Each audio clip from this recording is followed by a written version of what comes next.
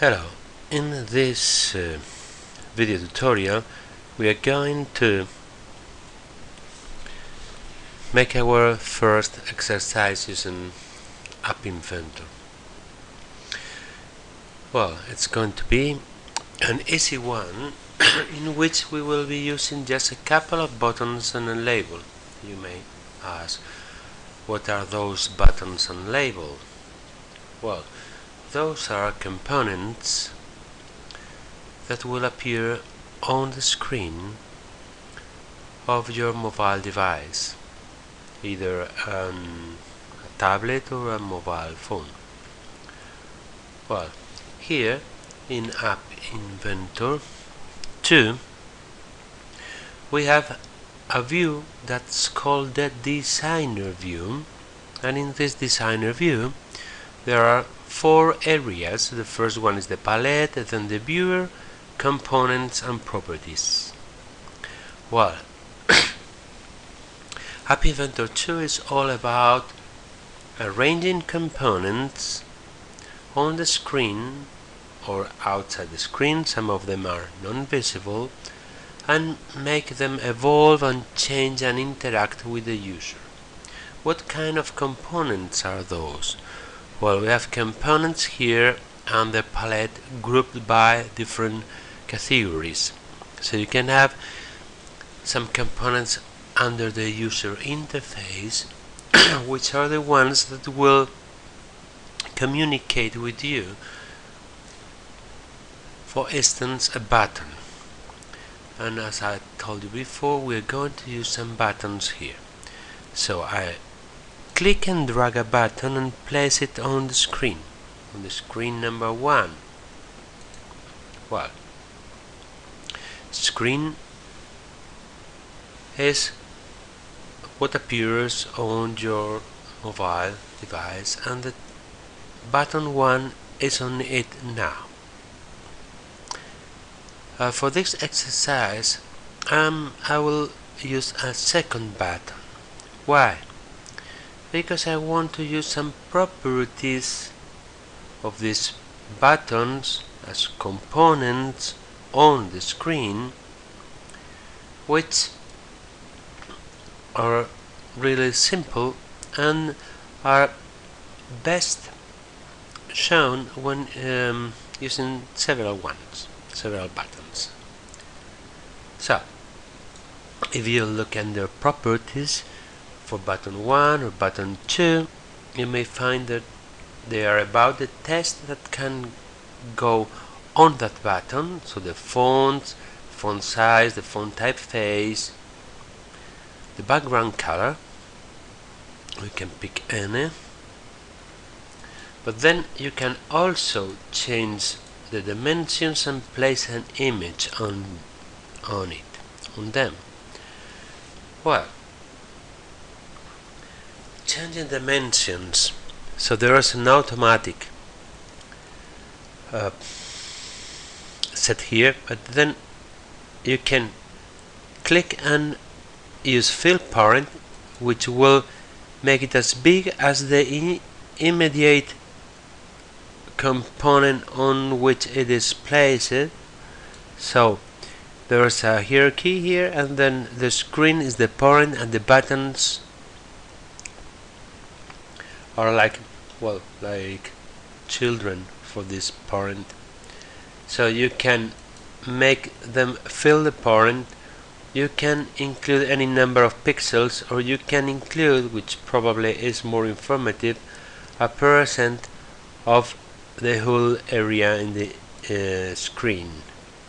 So let's make them like 50%, so they occupy just 1/2 of the screen.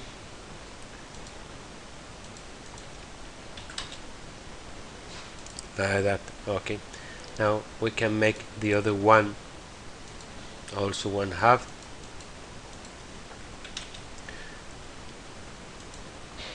So they are going to be rectangular because the screen is not a square. Okay, like that. Well, so now we have a couple of buttons.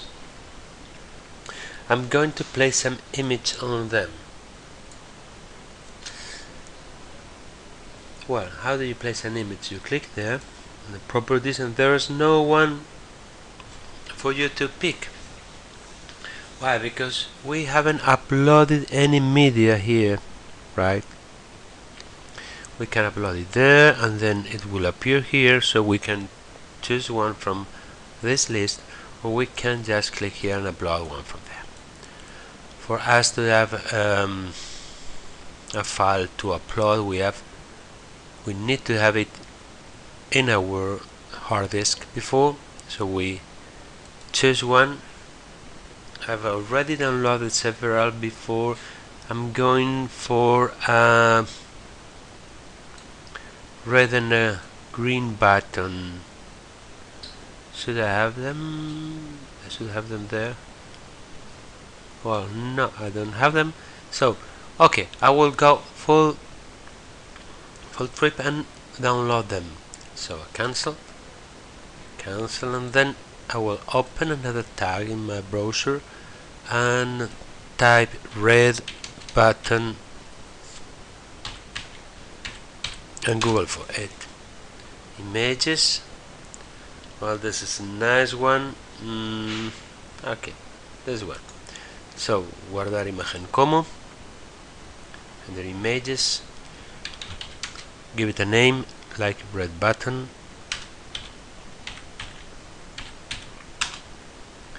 and then now that we are here, I'm going to I'll go back and well, I will download a green button too. Well, this one. Green button. There it is.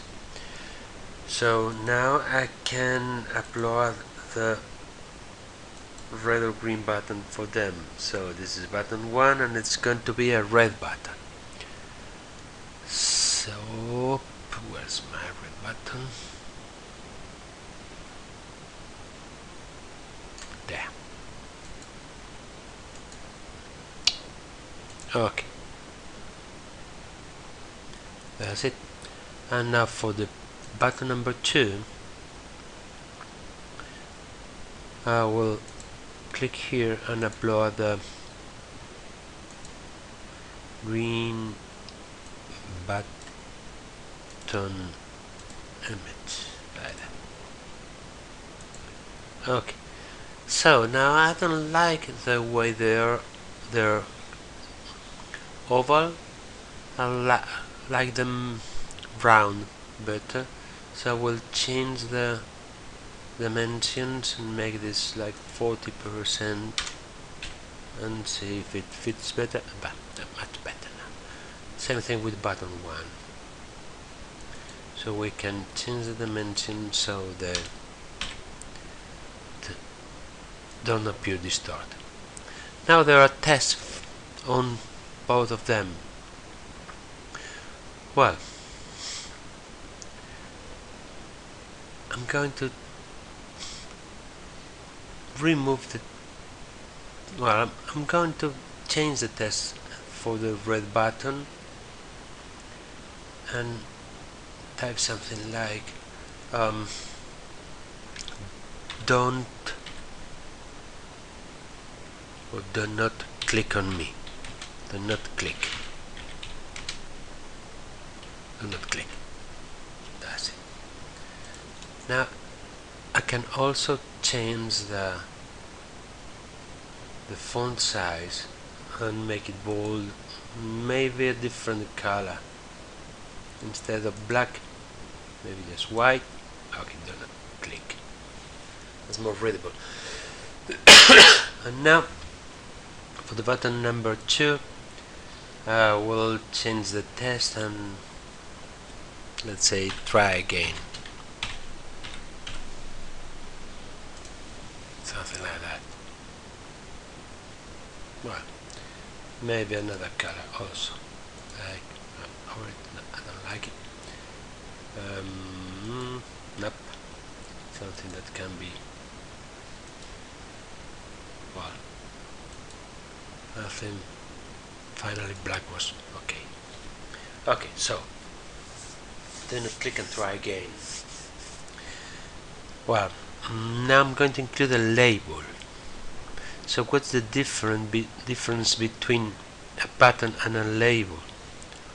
If you see here under properties for a button, there is something called enable. That means it can actually function, it can actually work, do something. What's that something? For a button being clickable, so you can click on it or nothing will happen when you click on it.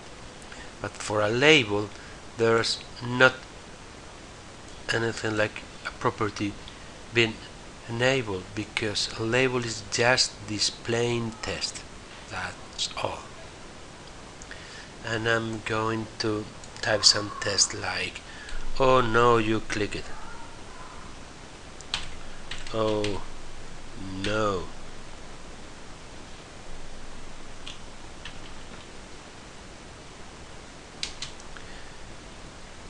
You click it, because there wasn't don't click me button before. You click it. Well, now properties in the label are all about the font. I'm going to leave them as they are. Maybe make them bigger, and maybe I'll make them red, and maybe bold.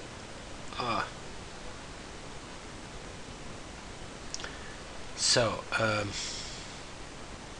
well, now we got our components there. Now we will make it work together, and together with you touching the screen, which is the interactive part.